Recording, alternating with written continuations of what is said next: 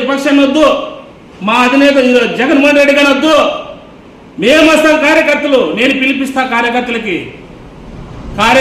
మేము పిలిపిస్తాం. నీకు దమ్ము ధైర్యం ఉంటే మేము ప్రభుత్వంలో ఏం చేసినామో మంచి పనులు మేము చెప్తాము, నువ్వేం చేసినావు నువ్వు చెప్పు. సొంతంగా నీ పార్టీ నాయకుల్ని నువ్వు కాపాడలేకపోతున్నావు. నువ్వు అంత మొగడైతే పీకుతా అంటావు కదా, పీకు. బీజేపీకి నువ్వు బీజేపీ ఎమ్మెల్యే అంటావు కదా, రాజీనామా చేయి. మేము ఆలూరు రాజీనామా చేస్తాం, రాజీనామా చేసి ఉప ఎన్నికలకు పోదాం. నువ్వు దమ్ముంటే తెలుసు, నువ్వు మొగనవైతే మా ఎమ్మెల్యేనే నువ్వు పీక్తా అన్నావు కదా, నువ్వు దమ్ముంటే బీజేపీ విభాగం తెచ్చుకొని అదన్నా పోటీ చేయి. మేము ఆలూరులో వైఎస్ఆర్ కాంగ్రెస్ పార్టీ తరఫున పోటీ చేస్తాం. కట్టేడుగా ఈరోజు ఇండ్లు అమ్ముకున్నారు, వెహికల్స్ అమ్ముకున్నారు, ఫ్లాట్లు అమ్ముకున్నారు, అన్ని తాకట్టు పెట్టి నిన్ను నమ్మి మోసపోయినారు. టీడీపీ కార్యకర్తలు, జనసేన కార్యకర్తలు, బీజేపీ కార్యకర్తలు అందరూ. కానీ నువ్వేం చేసాక వచ్చినావు? కమిషన్లు ఎక్కడొస్తున్నాయి? 5% ఎక్కడొస్తుంది? 10% ఎక్కడొస్తుంది? 20% ఎక్కడొస్తుంది?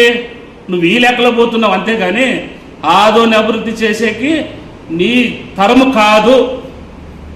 నువ్వేదన్నా ఉంటే ఈరోజు ఒకటే మేము చెప్తున్నాం, జిల్లా ఎస్పీకి కానీ కలెక్టర్కి కానీ అసెంబ్లీలో మాట్లాడే స్పీకర్ సార్ కానీ మేము వినిపించుకుంటున్నాం. నీకు ఈయన ఇంత ఓవర్గా మాట్లాడితే రాజ్యాంగాన్ని అమలు చేసేకి ఒక ఆఫీసర్లకే ఉంది.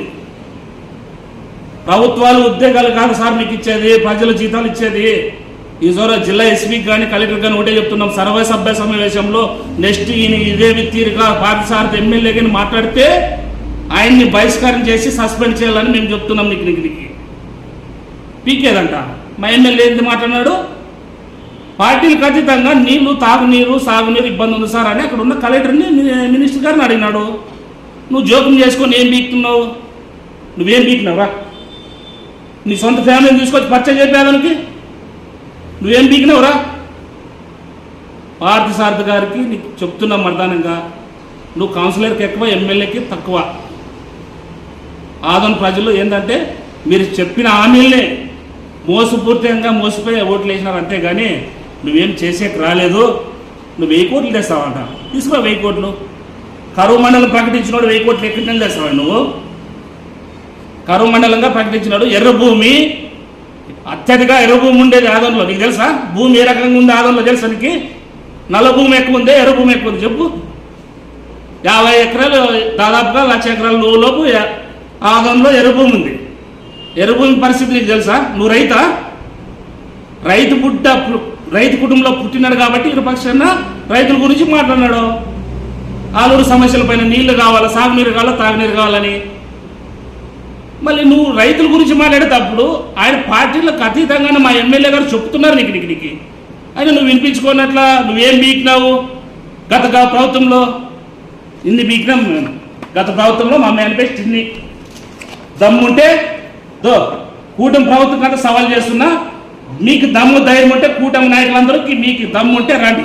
మేము చెప్తున్నాం, మా ఎమ్మెల్యే సాయి ప్రసాద్ గారిని వద్దు, విరూపాక్షని వద్దు, మీకు దమ్ము ధైర్యం ఉంటే రండి. ఇవన్నీ అమలు చేసినాం. మీరు పోండి, వద్దు అన్నొద్దు, గడప గడప తిరగండి. గతంలో మా నాయకుడు ఇచ్చింది మా ఎమ్మెల్యేలకి గడప గడప తిరగండి అని.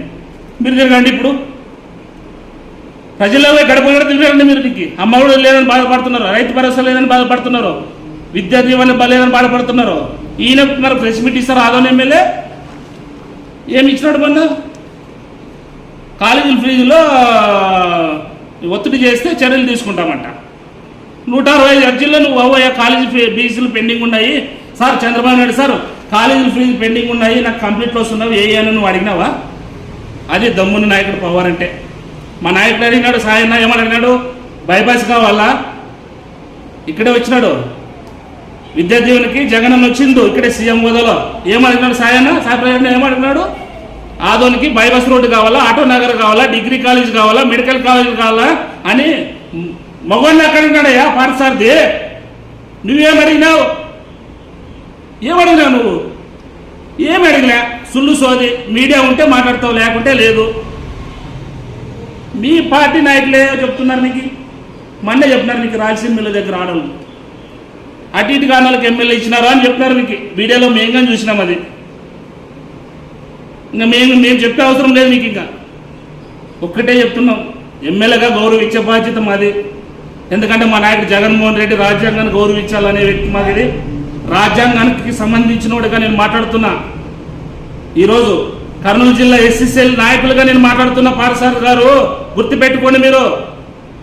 గతంలో ఎస్సీ ఎస్టీ మైనార్టీ బీసీలకు అందరికి సమాన న్యాయం కల్పించిన వ్యక్తి ఎవరైనా ఉన్నారంటే అది జగన్మోహన్ రెడ్డి నాయకత్వం. నువ్వు చెప్పుకునేకి ఏం లేదు ఇక్కడ. నీ సెంట్రల్లో ఏం చేయలేదు, నీ స్టేట్ ఏం చేయలేదు, నీ కూటమి ఏమీ చేయలేదు. నీకు ఏంది చేసినారు మీరు చెప్పు? ఎవరికి ఇచ్చినారు మీరు? ఉన్నోనికి పదవులు ఇచ్చినారు. మరి మా జగన్మోహన్ రెడ్డి ఎవరికి ఇచ్చినాడు? ఎస్సీ ఎస్టీ బీసీ నాయకుల్ని. ఈరోజు మా నందిగం సురేష్ అన్న కావచ్చు, ఎంపీ పార్లమెంట్లో చేసినాడు. మన తిరుపతి ఎంపీ గురుమూర్తి మా నాయకుడు, మా కమ్యూనిటీ సంబంధించినోడు, ఎంపీ చేసిండు. 5 ఏళ్ళు మా ఆయన జయరామానికి మినిస్టర్ ఇచ్చిండు కదా ఆలూరులో. 5 ఏళ్ళు మా వాల్మీకి సామాజిక వర్గానికి 5 ఏళ్ళు మినిస్టర్ ఇచ్చిండు కదా నీకు. మళ్ళీ నువ్వెందుకు తెచ్చుకోలేకపోయినావు మినిస్టర్ నువ్వు? అది జగన్మోహన్ రెడ్డి పరిపాలన అంటే, వైఎస్ఆర్ కాంగ్రెస్ పార్టీ పరిపాలన అంటే అది. నీ తాటాకుల చెప్పులకి కూడా భయపడే వాళ్ళు లేరు. అన్నీ తెలిసి అన్ని అనుభవించి వచ్చిన వాళ్ళు. అభివృద్ధి చూసినాం, మంచి చూసినాం, చెడ్డ చూసినాం, అన్ని చూసినాము, ఫ్యాక్షన్లుగా చూసినాము. ఎవరు ఎదబడే వాళ్ళు లేరు ఇక్కడ. కాబద్దారు చెప్తున్నా, నువ్వు గీకేది ఉంటే దమ్ముంటే నువ్వు ఆదంలో ఎవరినని తెచ్చుకో. మేము వస్తాం వైఎస్ఆర్ కాంగ్రెస్ పార్టీ కార్యకర్తలు. నీ కార్యకర్తలు ఎంతమంది ఉన్నారో నువ్వు తెచ్చుకో, చెప్తాం నీకు. నిన్ను నమ్మి ఓటు వేసినారయ్యా బీజేపీ కానీ, బీజేపీ నాయకులు కానీ, లేకుంటే జనసేన నాయకులు కానీ.